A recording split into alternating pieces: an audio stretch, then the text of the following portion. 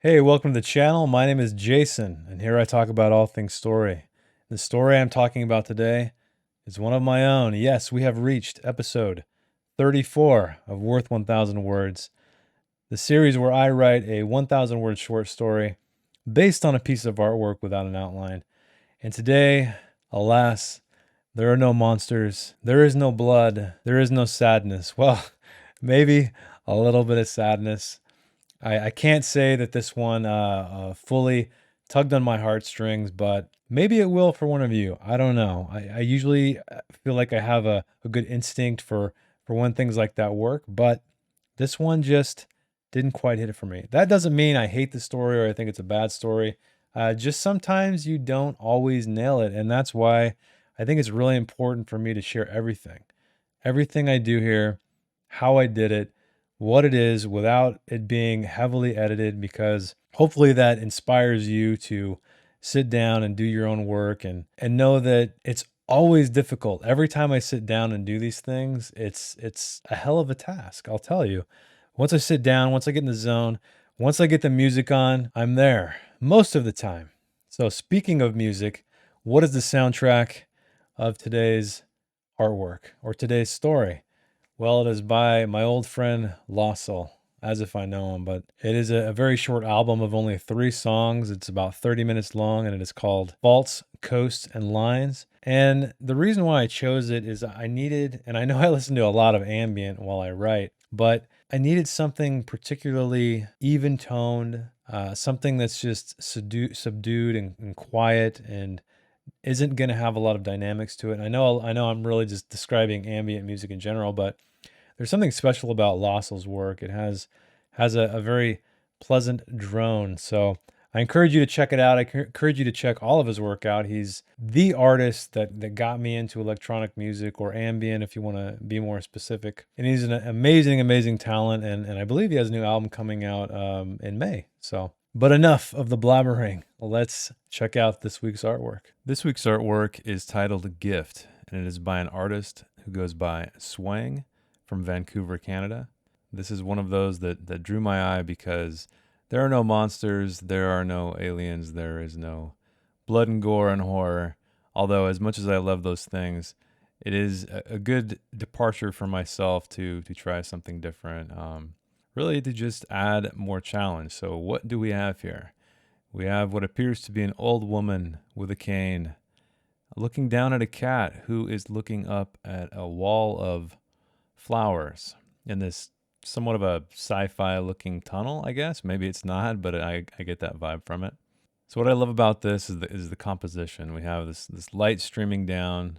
It's a very odd pair. I mean, to have a woman looking at a cat who's looking at a wall of flowers, I'm not sure how they all got here. And so I think that's what I want to try to do, is figure out what is the relationship between the cat and this woman, and why are they here? Swaying among a sea of monsters and blood and battle, I thank you for creating something that not only challenges myself, but I think challenges the complete ArtStation page. So let's see what I came up with. The building was white and flat and clean, and Grace hated it. But it was home now. It was bad luck to hate your home before you entered it. Someone must have said that once. The sight of it even made the box in her arms heavier, though it was only full of flowers. The first step is the worst step, Grace said, her sunglasses doing nothing to block the bleached concrete. Cole weaved in front of her, without rubbing against her leg, sat, yellow eyes boring through her. He never looked at her. I know, she said. Well, isn't he a darling? Or she? My instinct in that regard faded ever since Maeve was born. What do you call that magnificent feline? A woman shuffled onto the synthetic grass, with a miniature parasol shading her swoop of a nose. Cole, Grace said. So cute. You must have been a bad girl. Cole and a box of dead flowers for Christmas. The woman's face pinched into a cone. Let me take care of those for you. Grace looked into the box of wilted lack of color. The ride hadn't been long, had it? The heat on the bus, her seat in direct sunlight, because no one respected their elders. Grace shook her head, disagreeing with herself about the first step being the worst, as she made her way inside. The walls were white and flat and clean. She cried, surrounded by a lack of color. Cole glided his way to the window, hopped onto the sill, and did as cats do. "You don't care, do you?" Grace said. Cole looked at her. He never looked at her. Grace made the best of things in the place where she would die. The flowers were a sign, and this apartment was the size of a tomb. The next day, Cole was gone, the last thing to lose. She told him she couldn't live without him, and that's why she specifically bought him when she had. He hadn't seemed to listen. Grace went to the patio with 2 pairs of sunglasses to fend off the morning. A little warmer out there, but no furniture, so she had to stand. Touching the antiseptic building was the last thing she wanted to do, but her rickety legs never gave her much of what she wanted anymore. She took comfort in the less ugly horizon, with its highs and lows, much like her garden. No matter how much she planned the planting of those flowers, the rascals never seemed to harmonize. A painful memory, trapped in a tomb without a grain of soil for miles. A dog walked by on the sidewalk below, considered the synthetic grass, then decided it wasn't good enough for his urine. Grace snorted a laugh, which brought more tears than joy. Sweat gluing her arms to her sides, her thighs feeling like a battlefield, she returned inside. There, in a patch of 4 squares of light, was Cole, an orange flower in his mouth. "Where'd you get that?" she said. Her heart fluttered like the butterflies in her garden. Cole didn't answer, just dropped it at his feet like a dead mouse. Her cane was no good, just pushing it around, so she braved squatting. A chair for support would have been a good idea, but hindsight is always 20/20, as if she had ever known what that looked like. On her back, body a sea of spasms, the ceiling was an unfocusable nothing. If there had only been something to concentrate on, maybe it would have dulled the pain. The flower's scent made it to her. She closed her eyes and used that. Time was meaningless, but she supposed it had been hours. Hours were what she needed. The flower kept the pain at bay. She couldn't reach it, but she pretended she could, delicately gripping the stem before giving it a respectful sniff. Then Cole snatched it away and pranced to somewhere she couldn't see. She rattled off all the curses she'd bottled since the swear jar that she fucking got rid of first before coming to this cell. Sometimes anger was what you needed. The thought came to her as she got to her feet, hunched like an invalid, which she was. She limped to the door, where Cole continued to taunt her, holding the flower all wrong. 2 of the petals were missing already. How could he do this to her? The door opened by a sensor, with a hiss, and Cole darted outside. She gave an encore of curses to the stupid, dead, robotic room and hauled her flesh fire after him. The path to the road was hot coals, the kind a lady thought her worthless cat was named after. Cole had dropped the flowers as he crossed the street, just in time for a car to flatten it before she got there. Someone shouted behind her. She didn't care. At least she had remembered her cane. Her mind may be going, but she still had that. The cane propelled her after Cole, and she hoped it was picking up all kinds of filth, because she would bop him on the head with it when she finally caught him. She tracked him to a tunnel, which she entered with fervor, this dead place finally having some use. After an eternity of darkness, she was reborn again into light, and felt like screaming like a newborn. Doubly so when she saw Cole in a slant of light, the back of his head to her, like back home. She followed his gaze up to a wall, not lacking color at all, arcing like a crashing wave. She separated from her body, the planet-sized pain left behind in another solar system. The flowers grew with enough regularity to make her smile, to make her cry. "Thank you," she said to Cole. Cole flicked an ear, his back to her, and she wouldn't have had it any other way. So I've been playing around a lot with this kind of cadence. The building was white and flat and clean, and Grace hated it. I It's funny because I think you go to adding commas instead of ands, but I remember I read somewhere in a book and I really loved that pacing. Just something about the emphasis. If you were to say something like the building was white, comma, flat, comma, and clean, I don't know, it just doesn't have quite the same music to it, let's say. And I really appreciate the rhythm of language, and I try to do that here. And so that's how that first line came to be. Funny thing is, when looking at this artwork initially, I thought it was going to be about a gift for the cat because this cat is appears to be really interested in what it's looking at, this wall of flowers. But I quickly decided it was going to be the other way around, and I had to go back and forth a bit. And I think in hindsight, I would have liked to have the story start later and emphasize the flowers more because that's one thing I did. You'll notice that if you're watching the writing here, that I actually had the woman holding a box, but I didn't describe what was in it. And that's something I went back to change because I wanted to make sure that the flowers were at the beginning and we were seeing the significance of those things to this woman. Because I think it's really important in storytelling to make sure that anything that has any kind of meaningful outcome or significance toward the end of a story needs to be foreshadowed. Or you need to, as a consumer, reader, viewer, whatever, you have to. It has to. That's how it feels cathartic. That's why it feels cathartic, is because you remember that. And I know that's a simple concept, and I know that a lot of people just go, "Oh yeah, no kidding, like that's easy." But you'd be very surprised at how few people do it.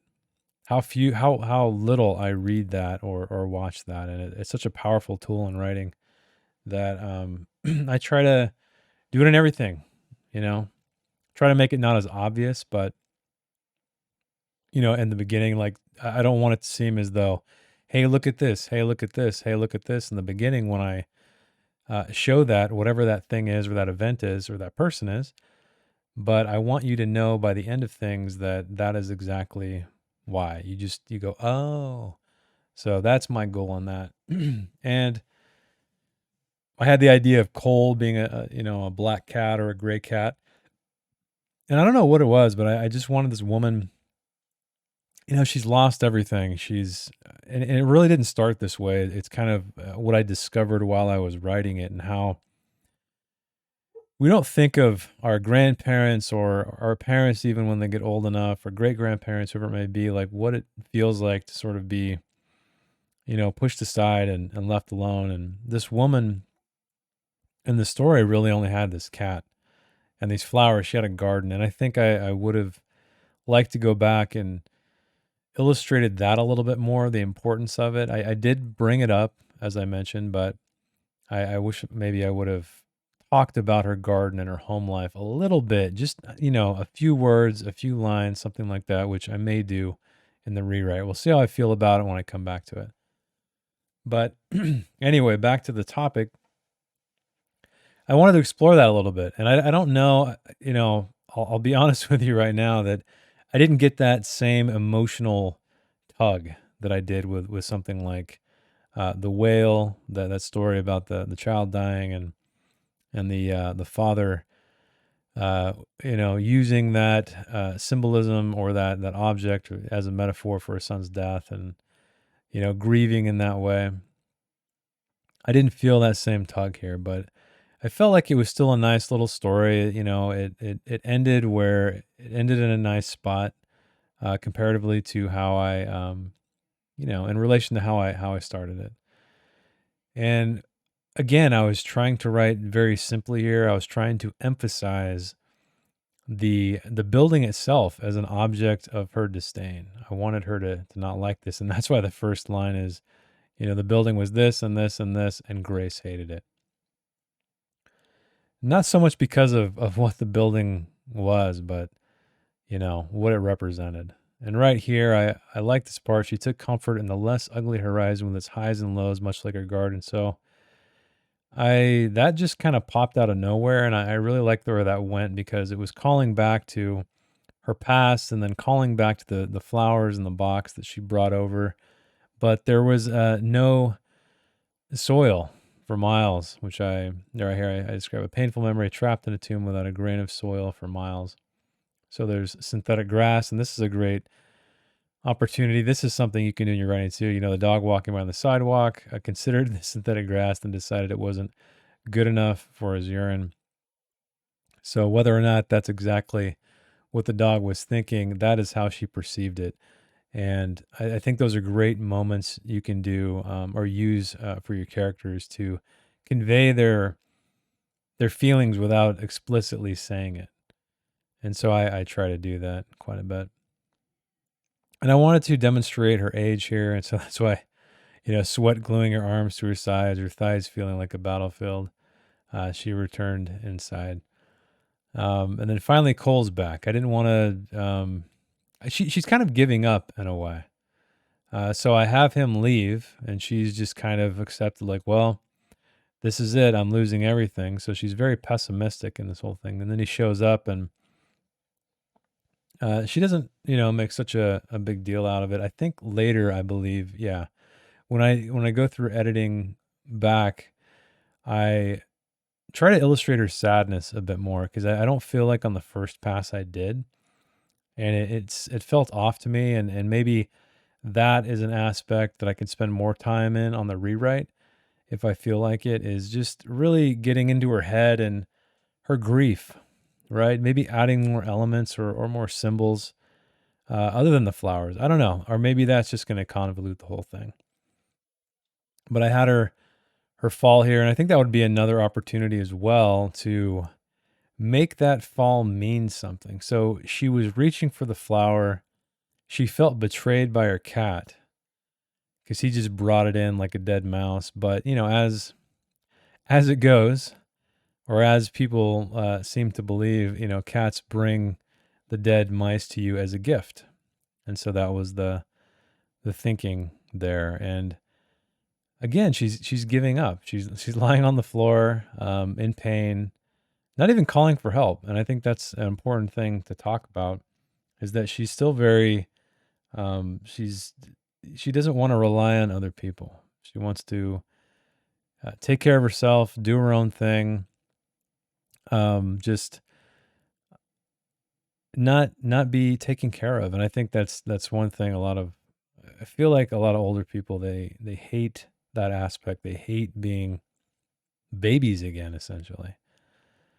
And so that's why she didn't scream out or anything. And the Cole's warmth against her back, yeah, I removed that. I was going to have the cat sit next to her and kind of keep her warm, because if any of you have had dogs or cats, I've had a cat when I was a kid, but dogs, they'll do that. Little dogs, they lay up beside you, and I know what that feels like, and it's a cool connection with an animal.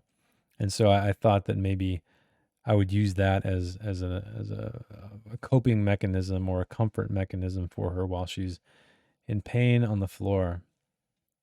But that's not what I went with. I went with the flower. I thought I wanted, I need to latch on to that symbol. That needs to be what really means everything to her. And so that's what I did.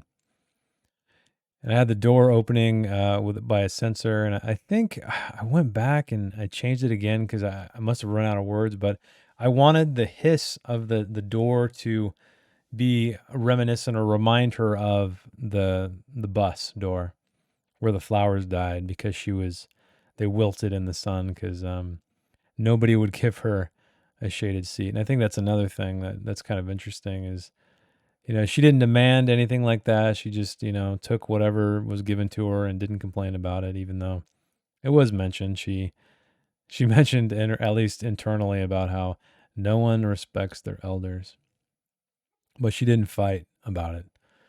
And it's funny because when I was writing this, her cane slipped off her arm into her hand. I forgot about that because I'm heading toward the drawing. Or the painting. I'm heading toward I got to paint this picture for you. And she's got a cane. So I forgot about it. And when I went back, I fixed it, I think, more elegantly without her losing the cane, because she did fall. And so I was mentioning how she needed a chair, and then hindsight's 2020, but as if she's ever known what that looks like. I added a couple of things in there which were kind of happy accidents. I really like that line, because it's taking a cliche of hindsight is 2020, but actually taking it a step further by it's literal eyesight, because she's an old woman. I like that one, and I also like the swear jar one. I added fucking in there. Irony, right? It's part of talking about a swear jar. So little things like that I think are really fun to do, and honestly, they're things that you don't think of, like you don't plan for. They just happen. I think when you're in the moment, when you're in the head of the character, when I was figuring out her voice, right? I don't want to say she's a crotchety old lady, but she's definitely a lady that she's not a sweet old lady. She's she knows who she is. She knows what she wants. She doesn't want to impress anybody. She's not afraid to speak her mind, and she's a little edgy, I guess, in some of the descriptions. And so I really I love the fact when you don't really know a character and you discover them. I think that's just such an interesting thing. And I know this is all, your subconscious coming into your consciousness as this happens. And it's all based on past experiences, things you've read, things you've watched, all of those. But it's a really fun process. And, I'm sure artists, I used to draw a long time ago, and you have those happy accidents in everything, music as well. And it's really cool to, because I think you can identify with anybody from any art form is those kind of flow states that you get in, where things seemingly come out of nothing, and you have a character just full of color and full of life, or a song or a piece of artwork, whatever that is. But there's something about writing, though, that's different than music. So I've played music for a long time. I haven't in a long time, but when I was younger, I learned guitar and have been recently trying to get more into electronic stuff. And with music, it's about repetition. You're kind of picking your way along the keys or the strings. But with writing, it's a very linear process while you go. So yes, you can go back and forth, but there's something about always moving forward. And I feel like that's how most writers work, is they don't write a word or a sentence and then go back to the first word and then, write the second sentence and fix the middle part of it. They're not really picking back and forth. At least I feel if you decide to do that, it's going to take you a hell of a long time to get anywhere. Whereas usually while you're writing, things just pop into your head and you just kind of put them onto the page and you just keep going and going and going. And it's funny how I'm saying this right now. You can see me in the writing going back and back and back. But this is really the editing pass, because I have hit my 1,000 words. So it's okay at this point. This is the nonlinear part of writing, but to get to the end is very important. And I think that's part of the reason why my last one took so long. Well, not my last one, the one before the last one. It took almost 2 hours, which was crazy, because that's really long. It's almost twice as long as I go. This one, in fact, took, I believe, 1 hour and 22 minutes or something like that. So another 10 minutes to go, or another 11 minutes to go. But yeah, I think that was my failing in that really long one, is that I didn't see it to the end until I you know went back. I went back like halfway, because I just wasn't understanding. I wasn't figuring out the characters. No, maybe it was the last one.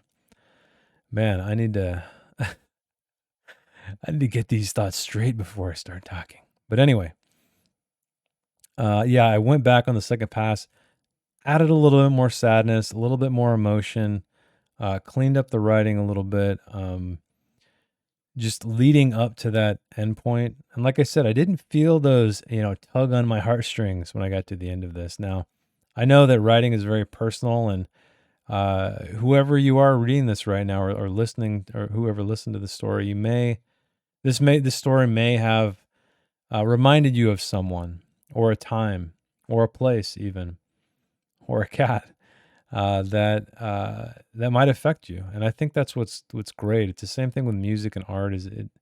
It's all like interpreted by the viewer or the reader or the just the consumer.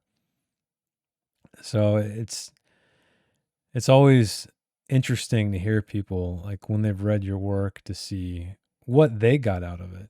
And that's one of the most, I think, rewarding things, is really just the interpretation or of what you make to somebody else. But yeah, this one wasn't too bad. We're wrapping it up right here. I'm at 992. 10 more to go, because I wanted to beef up the ending a little bit. I always got to get those endings right. I think in shorter works, it's super, super important to have that last line hang a bit, right? Like a final note, like a crescendo, it needs to have some impact. But, oh, it looks like we're running a little bit longer. I'm at 122, 979, figuring out the final few lines to get me there. And it's crazy how quickly those words come, or add up, I should say, not come. And there we are, 1000.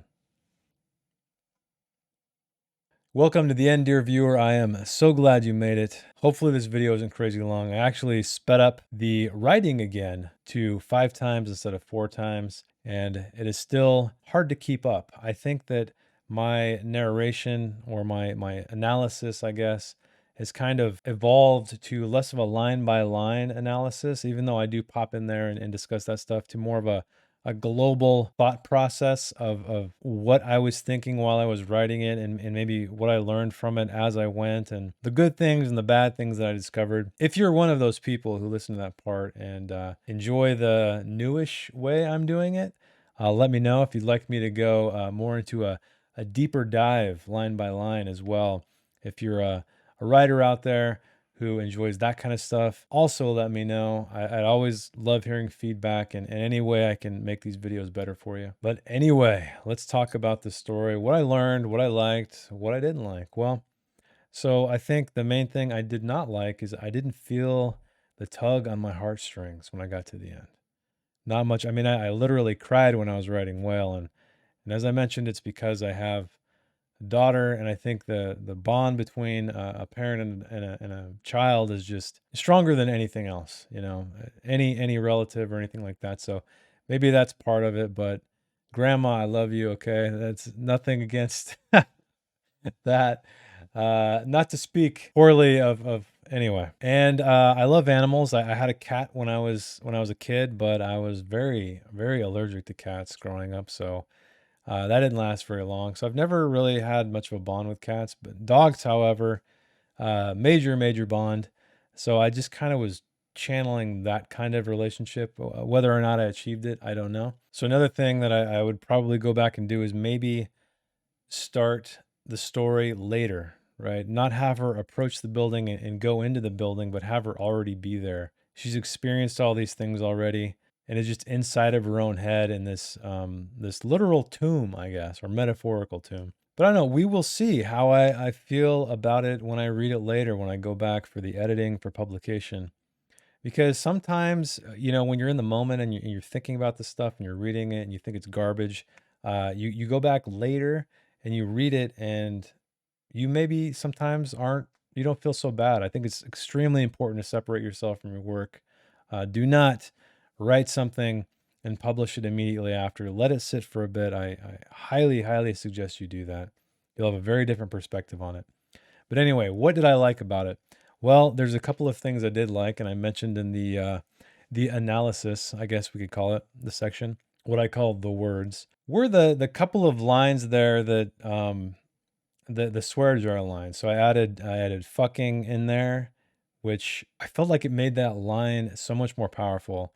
I don't have it up in front of me now, but it was something along the lines of, it was the swear jar, the first fucking thing that she got rid of. And then also the line where she is talking about the dog, and seeing this dog walk by and it won't even pee on this grass. And really, it's just her perception of this event. It's not that the dog really thinks that the grass isn't good enough to pee on. I mean, dogs will pee anywhere. If you have a dog, you know exactly what I'm talking about. But it's moments like those that allow you to not only play with words, but play with POV, play with the perception. And I find that things like that are really lacking in a lot of writing. And that's why I try my best to include things like that. It's really another way to do characterization. Now, I know I say a lot that you want to describe the world around your character through the eyes of the character, but it goes beyond that. There's a lot of subtext you can find on the way people feel on the inside by the way they see the outside or the conclusions they come to from those observations. And I mentioned this in the analysis as well, but the musical nature, and I by no means invented this. This is not my idea. It's something I read, and I wish I remember where I read it and what author did it. I'm thinking it might be Cormac McCarthy because he seems to have that kind of plainness, for lack of a better word, in his writing. But the very first line, you know, the building was once again, I don't have it in front of me, but white and flat, and she hated it.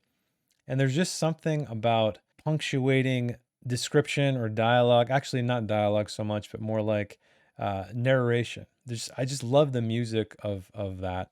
And for some reason, I think a lot of writers they're so focused on either how they're describing something, or if it's clear enough, or if they just happen to like the way they wrote it, rather than those underlying tempos. That I hear it. I don't know if it's like my music background or what, but I've really started to discover the music and writing of not only how you form the sentences and the differing lengths of the sentences. So you could have a long sentence, short sentence, fragment, et cetera, and play with that, but also white space. Like emphasize something by bringing a word down, a single word into the next paragraph or a single phrase or something like that. When you read it in your head or when you read it aloud, and your eyes are traveling down, you just create this tempo, and I love it, and I encourage you to try it. If you haven't been looking at writing that way as literal music or having a tempo, think about it. Take your favorite book, see if there is some kind of tempo there. I find it to be in a lot of thrillers because usually the writing there is abrupt. It's just succinct. That is where I learned a lot of that that technique. I think is or fragments. There's a lot of fragments in thrillers, and that's why I really think it's important to read as many genres as you can stand. I guarantee you're going to find a story you love in any genre. But it's unfortunate how people who want to write fantasy, they only read fantasy. Now, I think it's very important to read the genre you write in. It's extremely important because you need to know the audience. You need to know the obligatory scenes. You need to know the tropes and all of those things. But you will be much more educated if you branch out. It's funny because I know a lot of people who are voracious readers, but they'll only read something like detective novels or romance novels or only fantasy. It's just really weird to me because when you watch a movie, no one usually watches the same kinds of movies. Someone will watch like a Marvel movie, so a superhero thing. Someone will watch a thriller. Someone will watch a sci-fi film. It's a huge variety. So if you're only reading one genre, but you find yourself like watching all kinds of movies, please take that habit into your reading, especially if you're a writer. But I read a large variety of genres. I don't read romance or erotica, at least I wouldn't tell you if I did, but pretty much all of the others, everything from Western to thriller to horror to science fiction to fantasy, all of it. And I learn from every single one. But I think that is all I have for today. So I hope you enjoyed the story. Please let me know what you thought in the comments. If you have a suggestion, if you have a piece of artwork that you admire and you would like to see what I come up with, drop that there as well. I'm always looking for suggestions in that regard. And if you'd like to support the channel, give me a like if you like the video. Subscribe if you like story-related content. Check out my live streams every weekend. Well, almost every weekend, about 5 p.m. Pacific Standard Time. Check out my books down in the description. And actually, my next book, A Song for the End of the World, is in the hands of an editor as we speak. So I'm really hoping that it's clean enough to where I don't have to put a ton of work in the rewrite and can get that out there because my new goal is to have at least, hopefully, 3 books a year. That's my new plan. So I have 1 out so far.